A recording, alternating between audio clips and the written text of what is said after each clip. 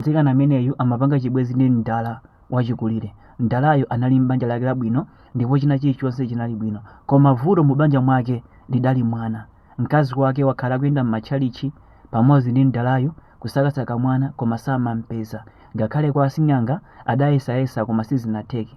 Zotsatira zake amakhalabe komabe mdala uja ankazimva kupelewera chifukwa chakuti anali ndi chuma, anali munthu wochita bwino kwambiri komanso amakula.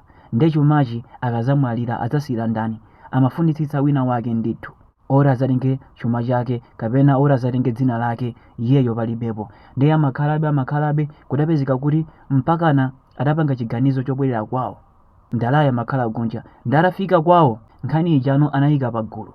Mayi yake ndi azibale ake adayamba kuyifotokoza kuti inuyo mukukula ndiye mukufunika mukhale ndi munthu ora azatenge dzina lanu. Sibwino kuti mupite opanda mwana, opanda choloza, kuti mwanayu ndi waujenacha, mwanayu bambo ake anali kuti. Sibwino, kuli bwino mupange china chake choti pammawa ngati kulibeko mtundu wanu uzipitirirabe, dzina lako lizakhale lilipo mpaka kalekale. Zotsatira zake mdala uja adaona kuti azibale ake aja ankakamba chinthu cha nzeru. Anamuwuza kuti ngati ukufuna ungathopera panja ukapanga chibwenzi ndi mtsikana wina aliyense, unkompasa mimba ndi cholinga choti akuberekere mwana.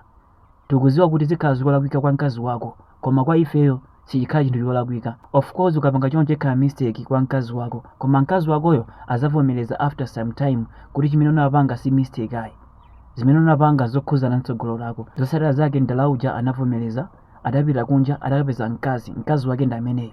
Ndi mtsikana ameneyi chibwenzi chinayambika ndipo analongosolera mtsikana uja kuti ineyo ndine wokwatira, ndi ndi mkazi koma mkazi wanga samabereka, ndopanga zimenezi ndi cholinga choti ndifuna mwana kwambiri.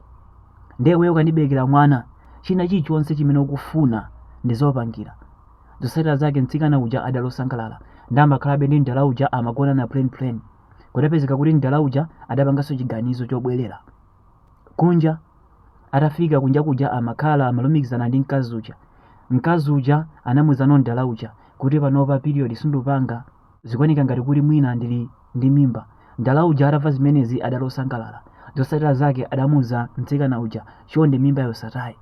Pompo anamtumizira ndalama. Ego ndalama iyi ukagula chimene ufuna. Mtsikana uja adatenga ndalama ija adakagula zimene akufuna. Ndiye kawiri mdala uja amatumiza ndalama kumatumizira mtsikana ameneyi chifukwa chakuti mtsikanayo ananena kuti ali m'mimba yake. Ndakhala apanga zimenezi kwa nthawi yayitali.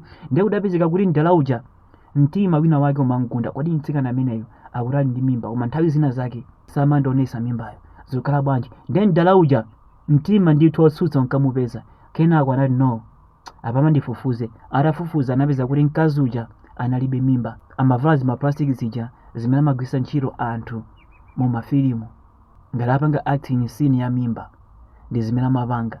Ndiye ndangobwera ndi nkhani imeneyi ndi cholinga choti sakuduseni.